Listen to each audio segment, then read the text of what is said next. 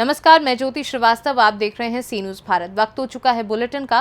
Bulletin में जानेंगे कि कोर्ट के बाहर ही अधिवक्ताओं ने कहा कि किसान की जमकर पिटाई। वहीं आगे बताएंगे कि अनूपपुर में आखिर क्यों बिजली कर्मचारियों ने सरकार को दी आंदोलन करने की चेतावनी। साथ ही आगे जानेंगे कि किस कुख्यात गैंगस्टर की कुर्क हुई 42 लाख की संपत्ति। इन तमाम खबरों पर विस्तार से होगी चर्चा। खबर अमरोहा से है, जहां अधिवक्ताओं ने किसान को चकबंदी कोर्ट के बाहर लात घूंसों से जमकर पीटा, जिसकी वीडियो सोशल मीडिया पर वायरल हो रही है। पूरा मामला अमरोहा जनपद के हसनपुर तहसील प्रांगण के चकबंदी न्यायालय के पास का है। जानकारी के अनुसार मंगलवार की दोपहर सोशल मीडिया पर एक वीडियो वायरल हुआ, जिसमें एक किसान को कुछ अधिवक्ता लात घूंसों से पीट रहे हैं। वहीं इस पूरी घटना के बाद पीड़ित ने पुलिस में तहरीर दे दी है। अब देखना ये होगा कि इस पर क्या कार्यवाही होती है। क्या नाम है आपका? मेरा नाम शौकीन है। कहाँ का रहने वाला है? आदमपुर का रहने वाला। क्या मामला मारपीट का जो वीडियो वायरल हो रही है? मारपीट का मामला ये है, हमारी अम्मा के नाम 824 नंबर में चक लगा हुआ है। पूरे खेत में उसमें आबादी है। मैं एसओसी साहब के यहाँ अपनी बात रख रहा था कि साहब मौका देख लो, मौका देखने के बाद अगर वहाँ गुंजाइश हो चक की तो आप चक लगा देना जैनब का। अब वकील ने, एक वकील वहाँ और बैठे थे हरिप्रकाश नाम के, उन्होंने मैंने कहा कि फ़ाइल देख लो। उन्होंने देखा तो फाइल एक तरफा आदेश में चली गई। आदेश में जाने के बाद वकील साहब से मैंने कहा कि सर क्या करना है, तो बोले चाहे वकील बुला लो चाहे मैं लगा दूँगा वकालतनामा। मैंने वकालतनामा ला के वकील साहब को दे दिया। उन्होंने मेरे साइन करा करके, मेरी माँ टांग से लंगड़ी है, वो जा नहीं सकती मोटरसाइकिल पर, इसलिए मैंने ही साइन कर दिए थे उस पर। सारी पैरवी मैं ही कर रहा हूँ सारे मुकदमों चकबंदी वालों में।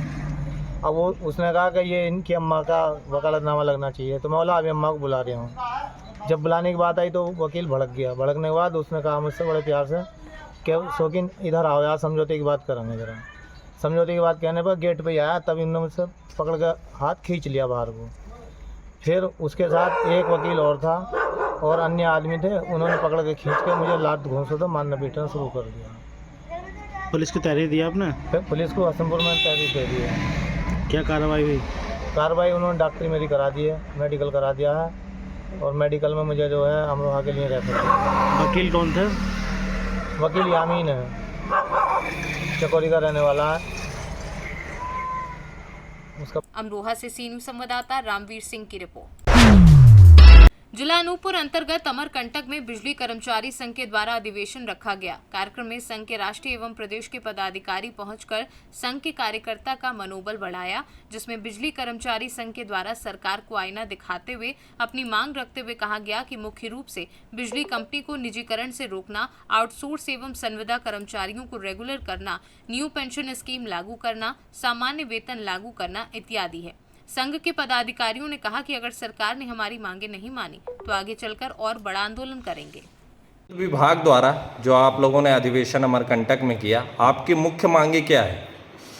बिजली कर्मचारी महासंघ का अमरकंटक में जो अधिवेशन हुआ, उसमें ये जो बिजली कंपनी है, सरकार उसको अनीतिपूर्वक निजीकरण की ओर ले जा रही है। तो निजीकरण का विरोध, निजीकरण रोकने की मांग हमारा प्रमुख बिंदु है। और कुछ कर्मचारी जैसे आउटसोर्स कर्मचारियों को विभाग में संविलियन कराया जाए, संविदा कर्मचारियों को नियमित किया जाए, एनपीएस बंद करके हमारे बिजली कर्मचारियों को ओपीएस लागू किया जाए।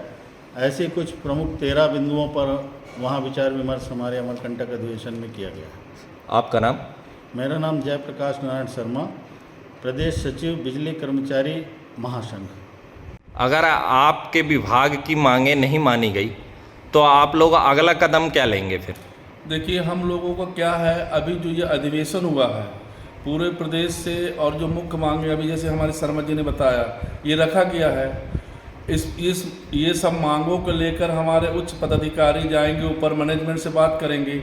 अगर उनके द्वारा मांगे नहीं मानी जाती या कोई टाल मटोल किया जाता है तो ऊपर जो बड़े पदाधिकारी जो रूपरेखा तैयार करेंगे, जो आगे गाइडलाइन आएगी, उनका जो निर्देश आएगा, उस निर्देश में हम लोग पालन करते हुए आगे की कार्रवाई करेंगे। आपका नाम? संतोष रैकवार। पद मेरा पूर्व क्षेत्र कार्यवाहक अध्यक्ष। अनूपपुर से सी न्यूज संवाददाता चंद्रभान सिंह राठौर की रिपोर्ट। देवरिया जनपद की पुलिस ने आज कुख्यात गैंगस्टर बादल कुशवाहा की 42 लाख रुपए की संपत्ति पर कुर्की की कार्यवाही की है। आपको बता दें कि बादल कुशवाहा पर 11 मुकदमे दर्ज हैं। हत्या, लूट जैसे संगीन मुकदमे भी इस अपराधी पर दर्ज हैं। बादल कुशवाहा भाटपार रानी थाना इलाके का रहने वाला है। जिलाधिकारी के निर्देश पर गैंगस्टर एक्ट के तहत इसकी 42 लाख रुपए की मकान को कुर्क कर लिया गया है। गाँव में पुलिस ने मुनादी कर कुर्की की कार्यवाही की है। जनपद देवरिया के थाना खामपार व श्री रामपुर पुलिस की संयुक्त टीम द्वारा कुख्यात गैंगस्टर बादल कुशवाहा की 42 लाख रुपए से अधिक की अचल संपत्ति को जिला मजिस्ट्रेट देवरिया के आदेश के क्रम में कुर्क किया गया है। उक्त अभियुक्त के विरुद्ध जनपद के विभिन्न थानों पर हत्या, लूट, शराब तस्करी व अवैध शस्त्र जैसे गंभीर अपराधों में 10 से अधिक अभियोग पंजीकृत हैं। देवरिया से सी न्यूज संवाददाता ज्ञानेंद्र नाथ मिश्रा की रिपोर्ट। मोतिहारी पुलिस को बड़ी सफलता हाथ लगी है। डकैती समेत अन्य मामले में 15 अपराधियों को गिरफ्तार किया गया है, जिनके पास से हथियार और कारतूस बरामद किया गया है। गिरफ्तार अपराधियों में 2 नाबालिग हैं। बदमाशों के पास से 5 देशी कट्टा, 18 कारतूस, 2 चाकू, एक खंतीनुमा सब्बल, पेचकस, 8 मोबाइल, एक मास्टर चाबी और 2 मोटरसाइकिल बरामद की है। सभी अपराधियों की गिरफ्तारी अलग अलग थाना क्षेत्रों से हुई है। गिरफ्तार अपराधियों में 2 नाबालिग हैं। इसमें 11 अपराधी डकैती की योजना बनाते हुए हरसिद्धि थाना क्षेत्र के भादा पुल के पास से गिरफ्तार हुए हैं। इसमें 4 अलग उपलब्धि है। इसमें डकैती और चोरी की योजना बनाए कुल 15 अपराधियों को पकड़ा गया है। पहली सूचना मिली थी हरसिद्धि थाना क्षेत्र के संबंध में, जिसमें कार्रवाई करने के लिए एसडीपीओ अरेराज के नेतृत्व में एक टीम का गठन किया गया था, जिसमें SHO Harsiddhi, sub inspector Vikrant Singh और जेएसआई रविरंजन जो थे। इसके अलावा बाकी लोग थे टीम में और कुल 11 अभियुक्तों को पकड़ा गया है, जिनके पास से 4 देसी कट्टा, 13 कारतूस, 8 मोबाइल और 2 मोटरसाइकिल बरामद हुआ है। गिरफ्तार अभियुक्त हैं विक्की कुमार, पिंटू कुमार, इमरान अली, मोहित कुमार, मुन्ना कुमार, संदीप कुमार, सुजीत कुमार, अभिषेक कुमार। 2 विधि विरुद्ध किशोर हैं और 11वां अभियुक्त है राजकुमार, पिता राम जी सहनी। चोरी की योजना बना रहे 4 अपराधियों को पकड़ा गया है। इसमें नगर थाना क्षेत्र में विशेष सूचना मिली थी, जिसमें एएसपी मोतिहारी श्री राज के नेतृत्व में टीम गठन किया गया था और इसमें inspector town पुष्पमोहन Chaudhary, sub inspector Soni Kumari और इन लोगों ने पकड़ा है विशाल कुमार, गोपाल कुमार, अनिशेक श्रीवास्तव और जहीर आलम को। इनके पास से 1 देसी कट्टा, 5 कारतूस, 2 चाकू, 1 साबल, 2 पेचकस और लोहे का मास्टर चाबी मिला है। गिरफ्तार अभियुक्त में मुख्यतः जहीर आलम के विरुद्ध 1 चोरी के कांड दर्ज है। गोपाल कुमार के विरुद्ध डकैती की तैयारी के संबंध में 2021 का एक मामला है। विशाल कुमार के विरुद्ध भी नगर थाना अंतर्गत डकैती की तैयारी के संबंध में कांड दर्ज है। ये दोनों महत्वपूर्ण उपलब्धि है। इसके अतिरिक्त गुप्त सूचना के आधार पर एएसपी सदर के नेतृत्व में टीम ने रोहन उर्फ उज्ज्वल कुमार को गिरफ्तार किया है छतौनी थाना के। इसके विरुद्ध कुल पूर्व में 4 कांड दर्ज हैं, डकैती का प्रयास, आर्म्स एक्ट और चोरी के संबंध में। जो चौथी उपलब्धि है वो है डकैती के पूर्व अभियुक्त को पकड़ा गया है केसरिया थाना से। इसका नाम है छोटे लाल राय। इसके विरुद्ध कई दिनों से वारंट पेंडिंग चल रहा था, उसको विशेष योजना के तहत इसको भी पकड़ा गया। कुल कितने अपराधी पकड़े गए? सभी चोरी के मामले में ही है? 11 जो अभियुक्त हरसिद्धि के हैं ये डकैती की योजना के अंतर्गत पकड़े गए हैं और 4 जो अभियुक्त नगर थाना से ये चोरी की योजना बना रहे हैं और इनको रंगे हाथों पकड़ा गया है, स्पॉट से ही पकड़ा गया है। योजना बना के फिर रोहन कुमार और उज्ज्वल कुमार को पूर्व में से खिलाफ आर्म्स एक्ट का केस पेंडिंग था, उसमें पकड़ा गया है और ये डकैती के कांडों में भी पूर्व में रहा है और डकैती के कांड में ही एक और अभियुक्त को केसरिया से पकड़ा गया। तो बड़ी उपलब्धि है जी, हम लोग प्रयास कर रहे हैं। मोतिहारी से सी न्यूज संवाददाता सचिन कुमार अंशु की रिपोर्ट। खबर उन्नाव से है, जहां चोरियों को रोकने में उन्नाव पुलिस नाकाम है। आए दिन हो रही बड़ी चोरियों पर सवाल उठ रहे हैं। बड़ी चोरियों से क्षेत्र के लोगों में दहशत है। किसान फारूक अहमद के घर करीब 4 लाख की चोरी हुई है।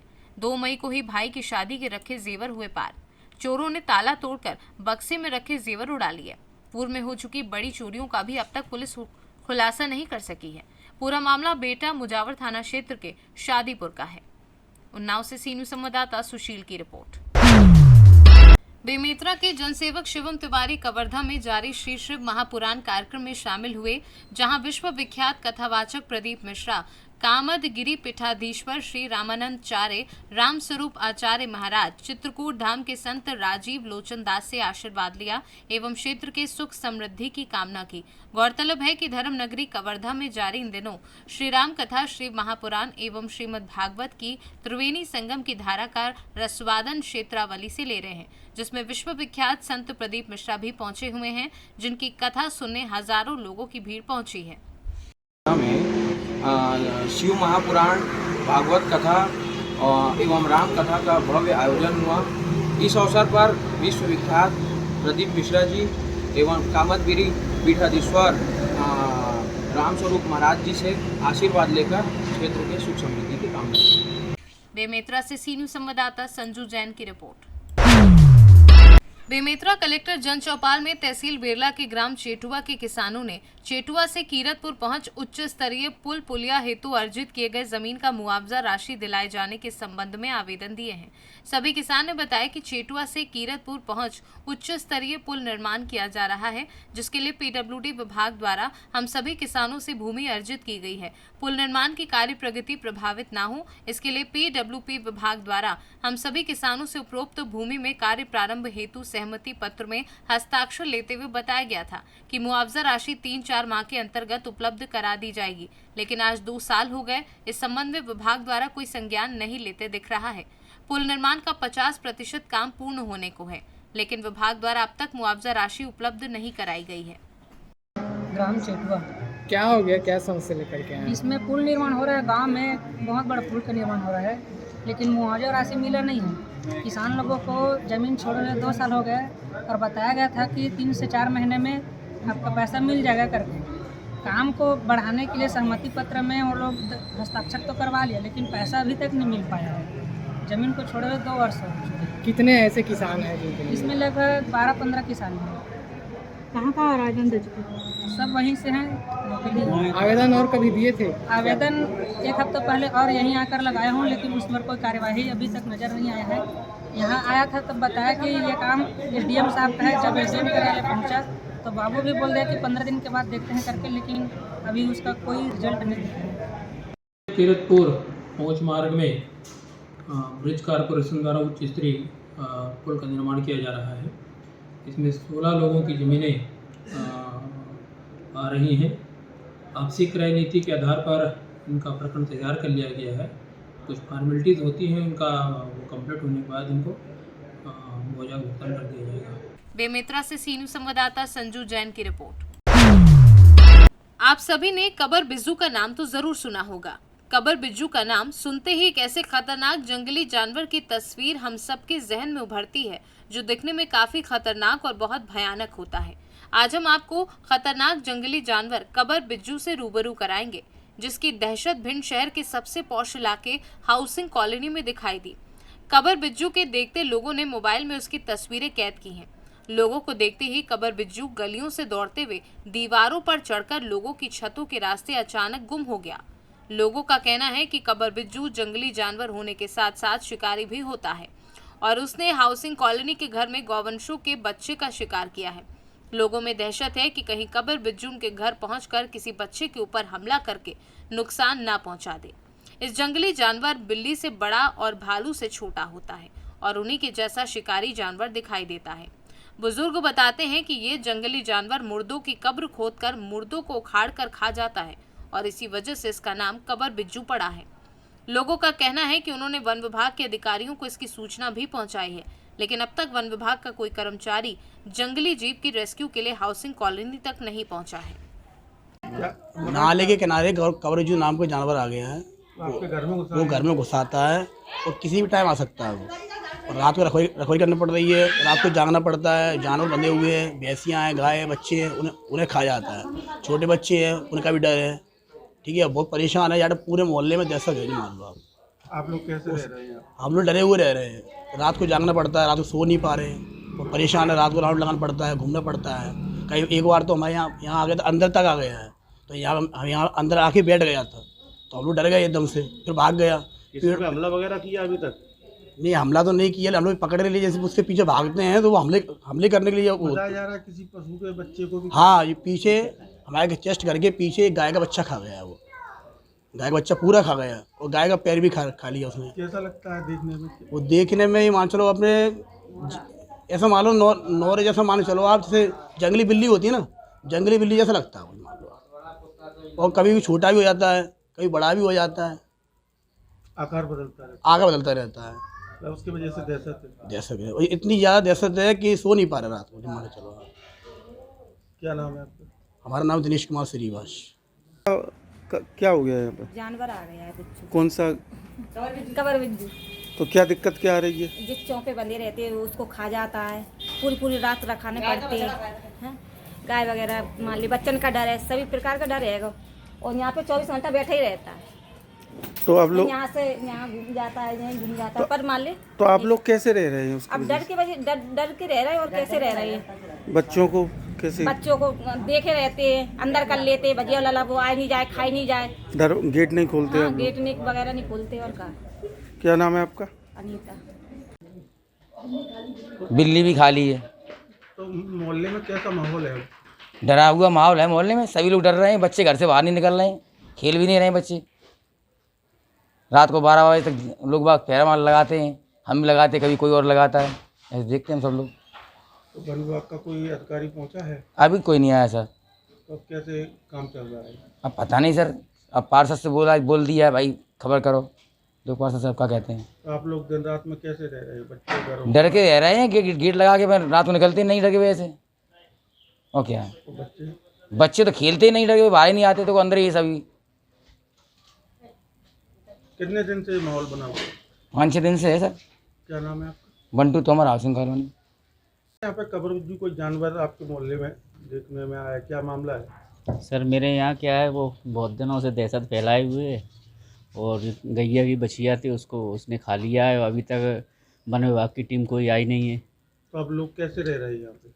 और डर का माहौल है।